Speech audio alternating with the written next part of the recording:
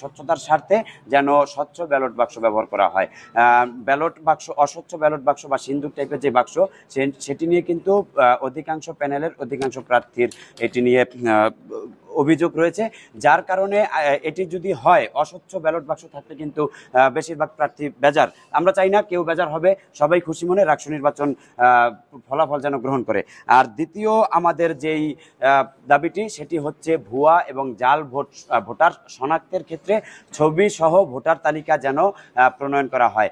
আমরা আসলে 30,000 শিক্ষার্থীতে কিন্তু সবাই সবাইকে চিনে না।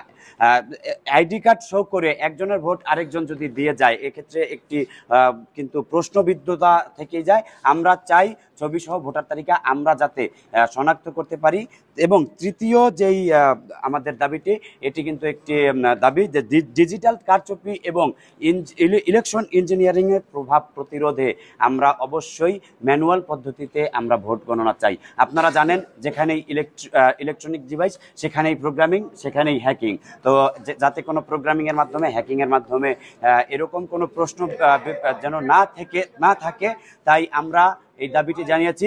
অবশ্যই ম্যানুয়াল পদ্ধতিতে নির্বাচনের ব্যালট গণনা করতে হবে। চতুর্থ দাবি, এটি আপনারা জানেন যে ভোট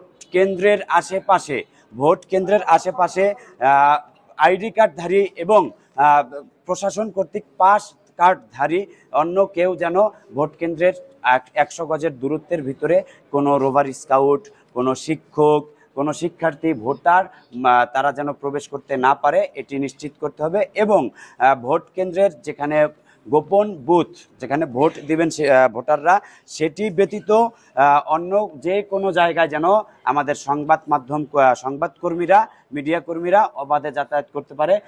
যে কোনো জায়গায় কোনো অসঙ্গতি হলে যেন সেটা তারা নিউজের মাধ্যমে জাতির কাছে তুলে ধরতে পারে, এই দাবিটি জানিয়েছি। আমাদের 5 নাম্বার দাবি, লেভেল প্লেইং ফিল্ড বজায় রাখার স্বার্থে যে কালো টাকার ছড়াছড়ি, উপঢৌকনের যে আদান প্রদানের যে পরিবেশ, এটি বন্ধ করতে আমাদের নির্বাচন কমিশন যেন সর্বোচ্চ সহযোগিতা এবং সর্বোচ্চ পদক্ষেপ গ্রহণ করে। আমাদের ষষ্ঠ যেই দাবিটি, এটি একটি গুরুত্বপূর্ণ দাবি, সমতা এবং ন্যায্যতার ভিত্তিতে যেন সকল প্রার্থীর জন্য একই আচরণবিধি মেনে চলার যেই একই আচরণবিধি হয়।